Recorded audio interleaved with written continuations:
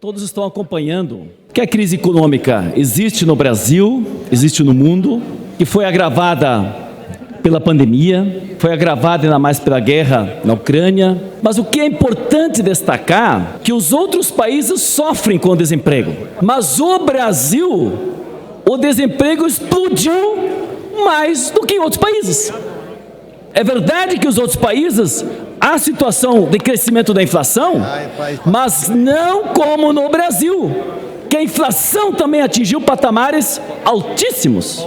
É verdade que em outros países também tem problemas de miserabilidade, de dificuldades de alimentação, mas no Brasil metade da população brasileira está com insegurança alimentar e 19 milhões não tem o que comer. Então a crise chegou, mas ela chegou mais acentuadamente no Brasil.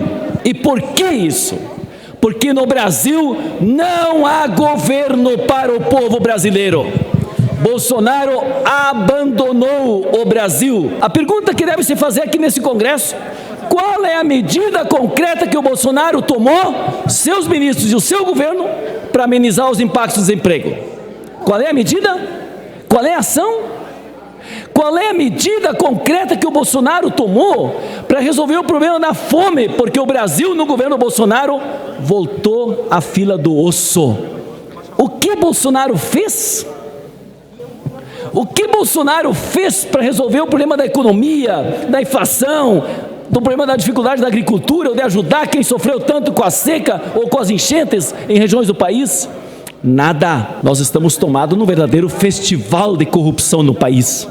E para não aparecer mais corrupção, que é a característica desse governo, o governo coloca sob sigilo para 100 anos as suas falcatruas. E agora, quando a justiça atuava para ter proibição frente à fake, frente às suas mentiras, ele critica. Eu quero dar um exemplo aqui. Lá em 2008, presidenta, tinha também dificuldades de alimentação no mundo. O governo do presidente Lula tomou iniciativas concretas e criou o programa Mais Alimentos. E eu quero, presidenta, pedir 30 segundinhos para poder concluir o raciocínio, porque o Lula, naquele momento, criou um programa no meio da crise para ajudar a agricultura a ter menos penosidade do trabalho, produzir alimentos e, ao mesmo tempo, com o programa Mais Alimentos, fazer com que as nossas fábricas, as indústrias pudessem produzir, o comércio pudesse vender e emprego fosse gerado no Brasil.